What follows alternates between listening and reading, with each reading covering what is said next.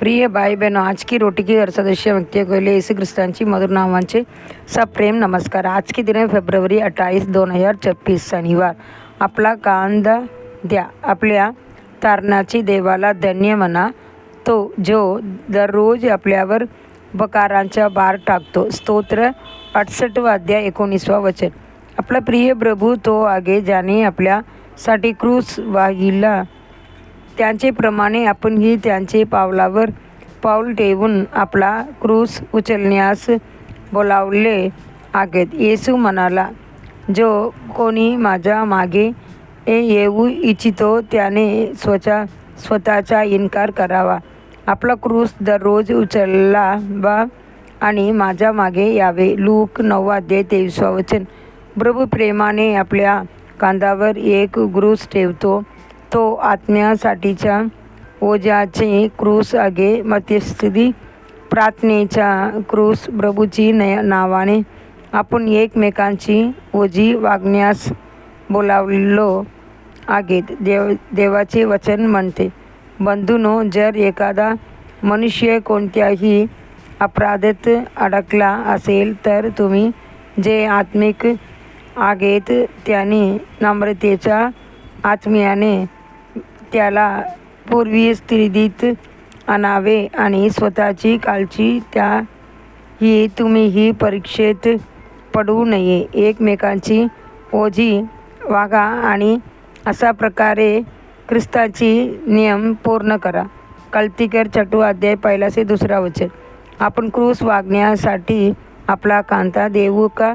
नाश पावत असलेल्या आत्म्यासाठी, आपल्या राष्ट्रासाठी आणि प्रभूची सेवा करण्यासाठी आपण प्रभूबरोबर कांदा लावून प्रार्थनेत उभे राहू काय?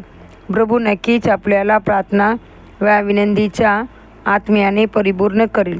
प्रभूची कार्यासाठी आणि सेवासाठीही आपण आपला कांदा त्याला नको काय? जेव्हा इतके लोक आपली प्रार्थनेची विनंती आपला कांद्यावर ठेवतात, तेव्हा आपण त्यांचे ओझे स्वतःचे समजून देवासमोर त्यांची बदीने मध्यस्थी करायला नको काय?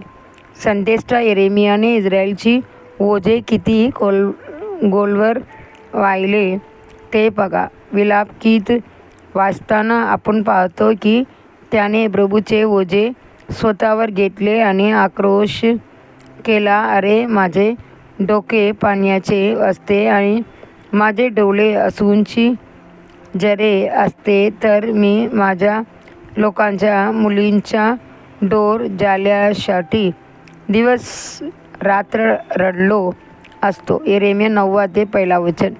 कांदा देणे या वाक्याचा आणखी एक अर्थ आहे, एकतेने उभे राहणे।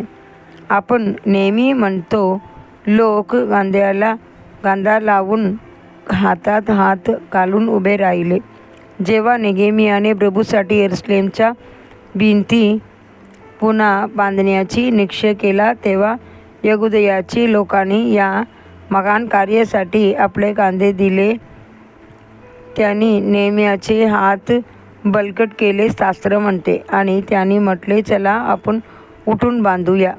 मग त्यांनी या चांगली कामासाठी आपले हात बळकट केले। नेहेमिया 2 अध्याय 18 वचन।